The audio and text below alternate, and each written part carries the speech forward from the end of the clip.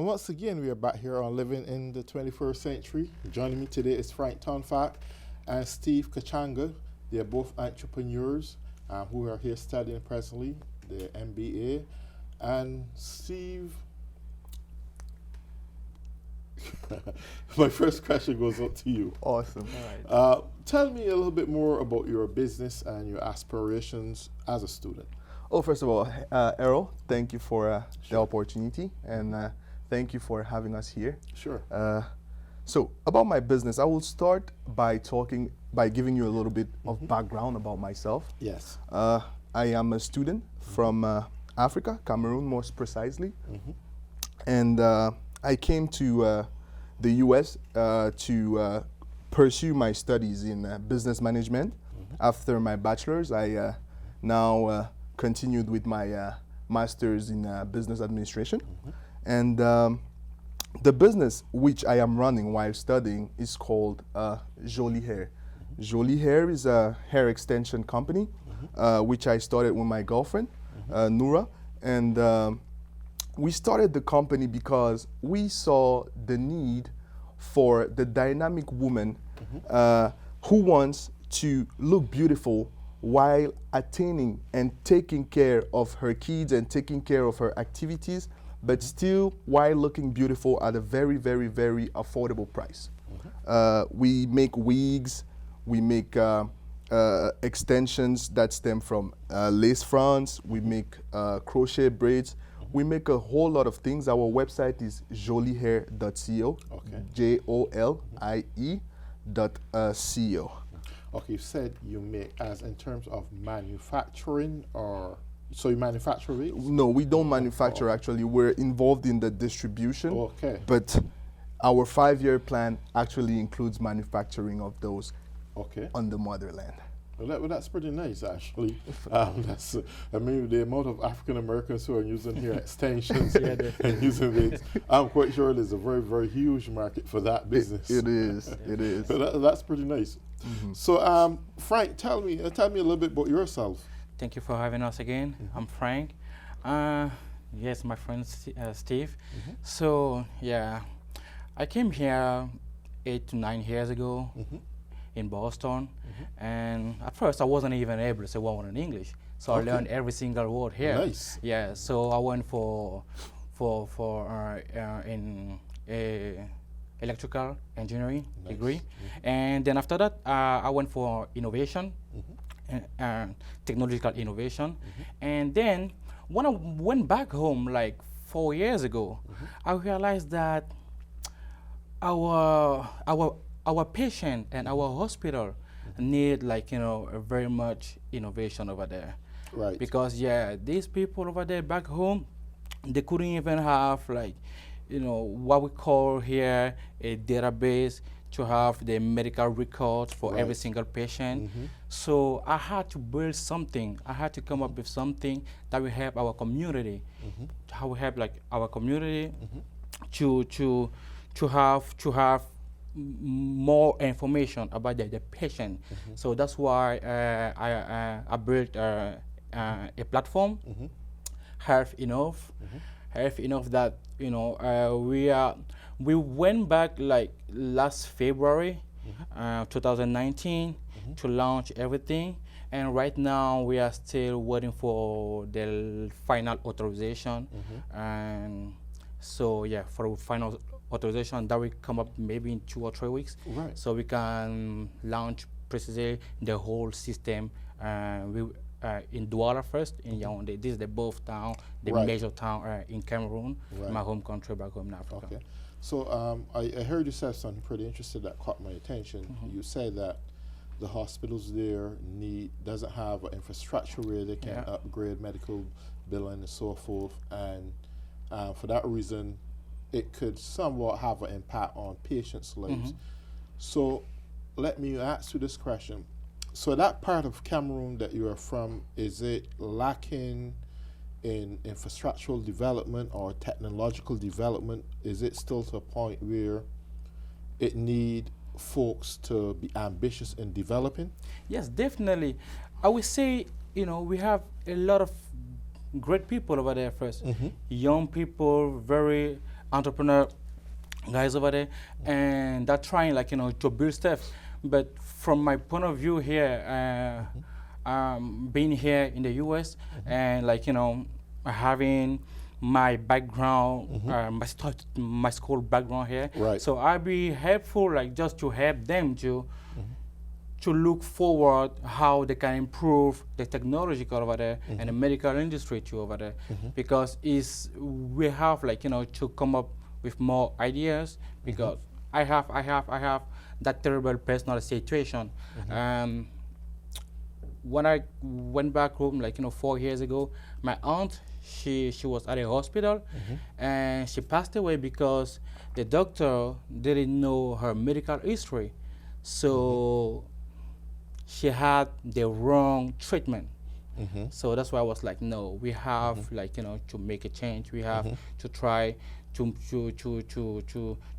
involve the medical history of our patient over there in a database. So that's how I came up with the idea.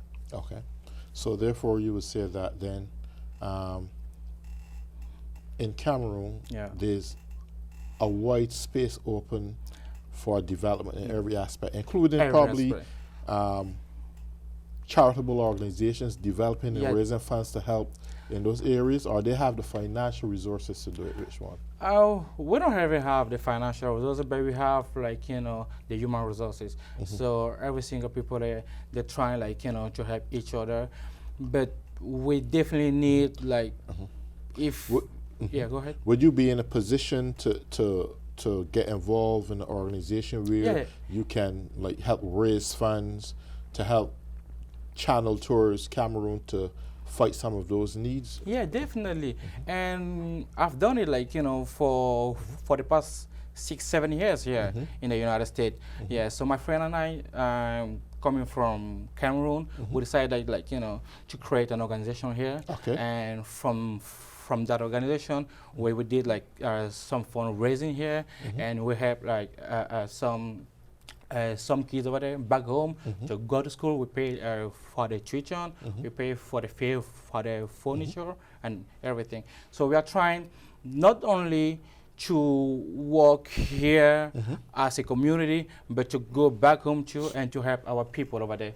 Even not only in the medical industry here, in the medical field, but even in the technology, the innovation, everywhere. Yeah. To add a little bit to what Frank is saying, his idea is a very not only revolutionary one for our country, but very important, because having this grassroots type of approach in as far as the development of the medical field goes, it goes a long way, because starting with the formation of the pupils in schools, formation of the guys in schools, in the medical schools, in the colleges, formation of the guys in the high schools, if you introduce them to this sort of modern platform, this sort of modern database, this sort of modern medical technology, it will not only facilitate the way for treatment in Africa or for the patient, but it also goes to form the medical hands, the medical people, the people in the field.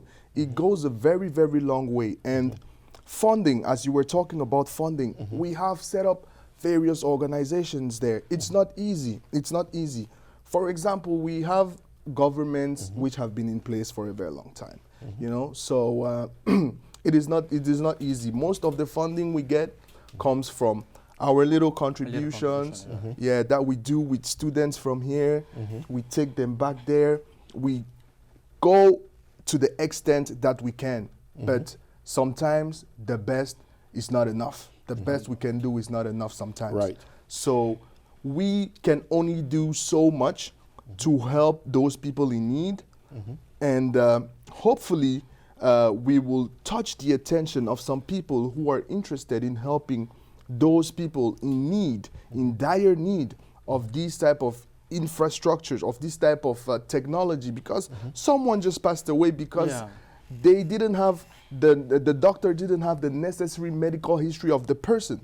It is crazy. For example, if you're a diabetic patient and you're brought in an emergency room in Cameroon, once they give you a drip, they will not make sure to give you a drip with a lesser amount of sugar. That drip they give you, that IV they give you, can be fatal to yourself. It can be fatal to you if the doctor doesn't have your proper background, your proper medical history. It is so important. Yeah, so definitely, and right now we are working with the government to have all the authorization, as I said, and everything is going forward now, and we're expecting, like, that we will launch the whole platform in about few weeks. Yeah. When you say everything is going forward with the government private standpoint, in terms of sending products from here over there, or raising funds, or which aspect? Yeah. Well, raising fund first, and then having the authorization to work with the hospitals, because we are set on. Yeah.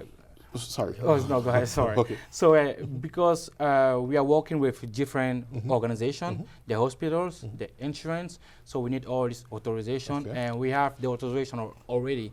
So right now, we are now implementing all the necessary, like the database system, the computers in the hospitals that we are working with now in Douala and Yaoundé. And we're gonna put them in the same platform so they can communicate and exchange. So was government obstacle in preventing that from happening before? At first, I would say at first, but when I went back and forth to Cameroon to explain them, this is not only for me, but it's for the whole community, it's for the whole country, and we can save a lot of lives with the platform, with the technological innovation. And finally, they said, okay, we're gonna go for a pilot program, and that's the pilot program that we are working on it now. Yeah, and it's been very pleased. I mean, the patient too over there. They're right. I mean, at first they didn't really understand about it, so they were like, "No, what are you gonna do with my information and everything?" So I was like, "No, we will make sure that the privacy of your information will stay private." So we are working with a company back home too in Cameroon. So to build a very strong database, and we are working with Amazon too, Amazon Web Services. So they will ensure us for the privacy of every single Cameroonian that we put the medical history in the platform. Yeah. Okay. Well, getting back to you, Steve. You said that you were into the music business. Enlighten us a little bit more on where that is heading, the amount of followers you have. Of course. What is your future plans in taking this thing forward? Oh, of course. First of all, music has been my passion for a long time. I was in the choir when, so in our country, it's the British school system. So Forms 1 is the first year after you finish the primary school. I understand. Okay. So just for the viewers who I came from that same system too. Awesome. Yeah. So for the viewers who don't understand us as well. Yes. Okay. So after my first year of primary school, when I went to Forms 1, I went to an all boys boarding Catholic school, St. Joseph's College. So I said one of the top British schools in our country. And I joined the choir. From there, I was bamboozled. I was flabbergasted with the voices, the angelic voices that could come from the harmonization, not only of first part, second parts, tenors, and the bass, and the instruments. I was taken.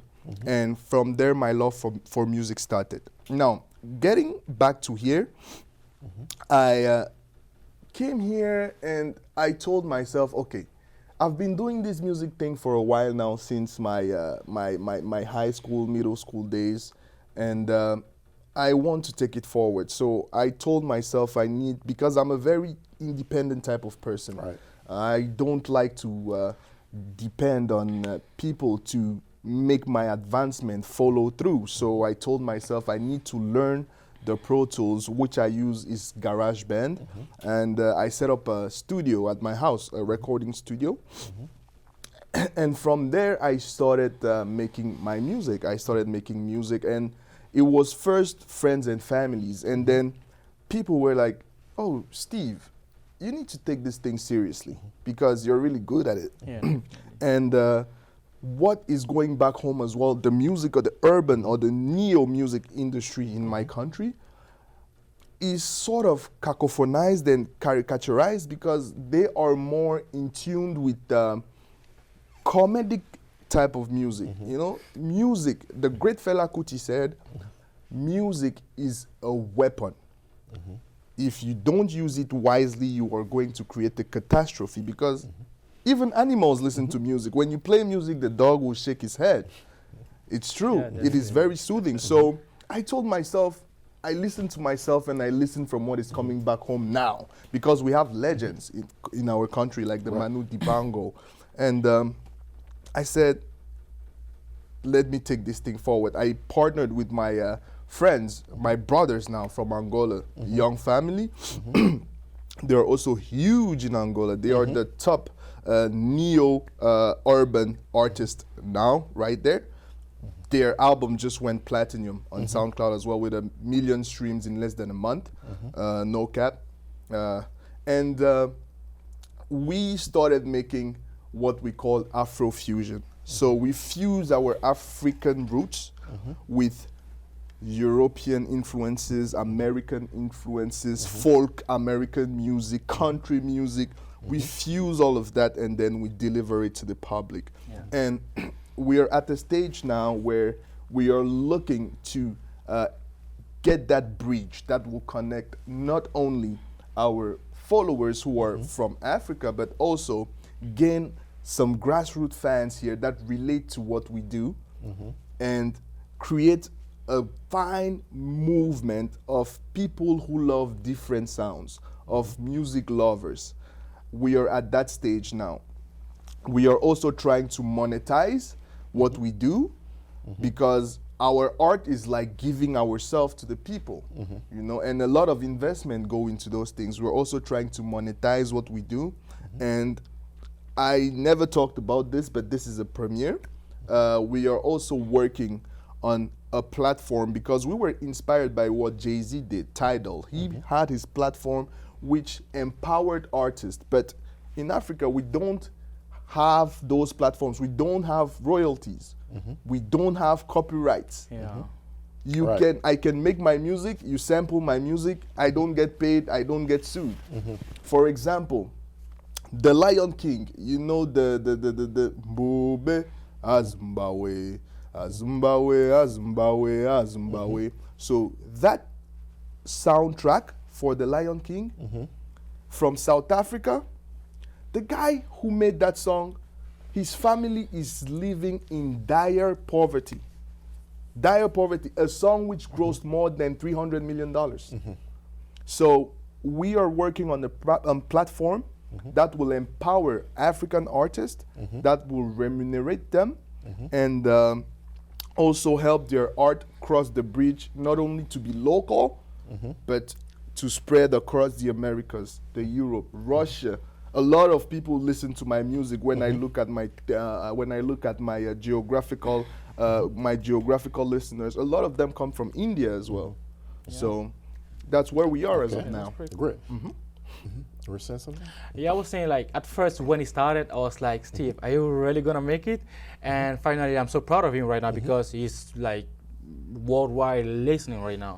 So Yeah, just one little question I want to ask pertaining to that, because I mean, I've interviewed some Africans here who got some excellent music. I'm talking great music. Great music. On 2 occasions, I had 2 great African artists. One by the name of Sam Soft, and can't remember the next guy. A guy who do liquid art, crystal music, or something like that. But they're both good at what they do. I see great pieces of what they do. Awesome. And the only thing that worries me is that we have some great young aspiring artists, not only just from Africa, but from all over the place. Yeah. What really bites me is when I see that all their good talent displayed on YouTube, right? And you got other superstars' music on YouTube, and the superstars' music to theirs look and sounds like nothing. But they are superstars in every form, and they're making it in every form. Of course. Because they have the right kind of people behind them, and they're doing the right things, even though they got crappy music, right? Sure. So, what is going to make you different in this case from those guys? What's going to separate you from those guys? Okay, fantastic. That's a great question. That's a great question. First of all, talking about the guys on YouTube, the artists with a lot of views, they have huge machines behind them. And they didn't just get there as well, because we also have to give them credit. Even though they do crappy music, they know how to market themselves. Yeah. They Correct. know how to market themselves. Definitely. They know which plug to connect in which socket. They reach there, first of all, most of them right now reach there through their social media following, which is a huge thing now, and they got discovered through that.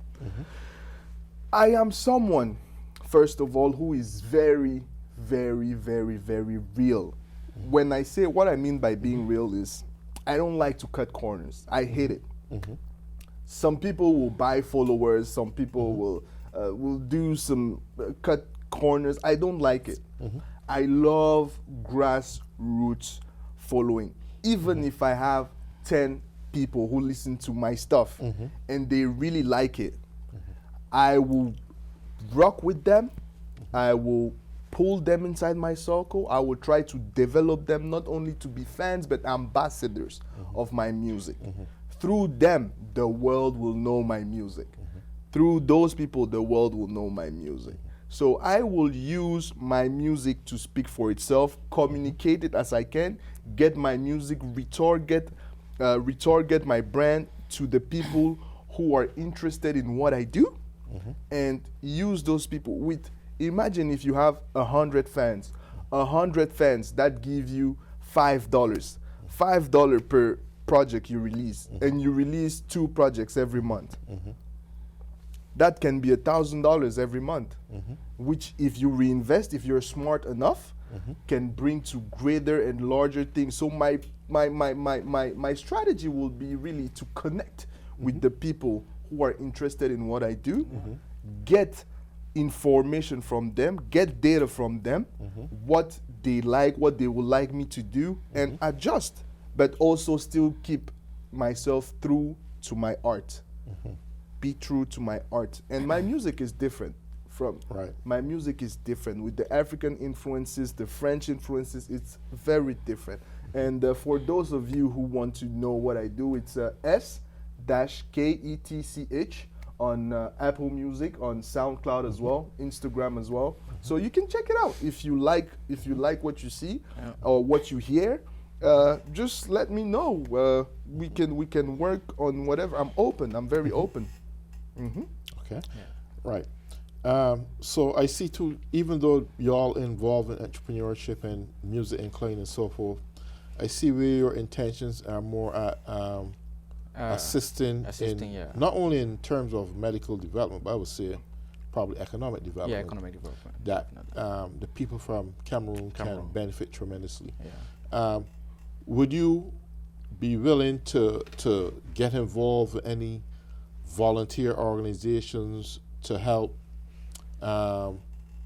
capitalize on raising funds and partially sending some of those funds in doing things? Rather, you take some of those funds to buy hospital equipment and send up there or whatever needed to get things changing, because it's good to talk. Yeah, definitely. But the actual hardware, the actual product, need to get things there. They don't produce them right here in the United States of America. Produce them, so you have to raise the funds to buy them here, maybe even to train some of the people up there to use this equipment, and then send it back, and then send it up there.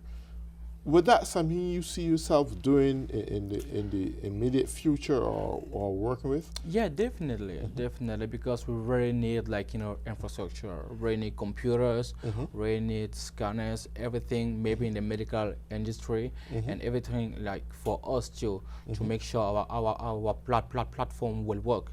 For example, let's say you came from my village back home, Bafu, in Chang. So you over there, you have a problem, so you go to the hospital over there, but they don't have any internet over there. Maybe they don't have internet in the village. That's very common.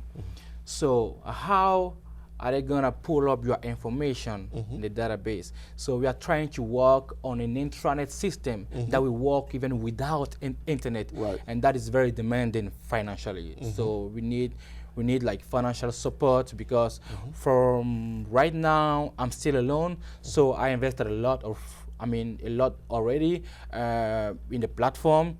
So because I've been working with my friends here that we went to a school here together for innovation at Northwestern University. So, and I had, to pay them. So I had like to buy some computers to send it back home, and then, as I said, we are working right now on a system that will work even without using internet, and that will definitely need, like, some financial support actually. And to you, Steve, if the opportunity arises where a platform is put before you to launch your musical career for your band, in initial stages it may not be a paid platform, but it gives you that platform to get out there in the pure sense. Would that be the opportunity that you would take? Of course. Anything that will help me get my music through to the people who are interested in what I do will be a fantastic opportunity for me to seize, because music is really my life. I wake up, I sing, I sleep, I sing, I always write poems. So that platform, and as I told you before, I am someone who is very independent. I am not the type of person that will wait for the platform to present itself to me. I am the type of person that will read the necessary books that I have to, and go through the due steps, the trials and the errors and the tribulations, the failures, until the platform presents itself to me through my hard work. Yes, I will not wait for someone to come and present me a platform. No, I come from a family of people who are go-getters. So I will do that myself with your help, with his help, with the help of our viewers. We will, together we can build a place, a world, which is not only sustainable for us, but for also generations to come. Yeah, definitely. Nice. So, well, on that note, we just hit on time to wrap up. Awesome. Well, gentlemen, Frank, Steve, it's really a pleasure having you both. Fantastic. And I hope that this will be the last time we meet. I think there are things we can work with. I have a non-profit organization. I think we can all work together to make some things come into reality. But we have to wrap it here right now. All right. So all those who have been tuning in, have a nice day, and bye-bye.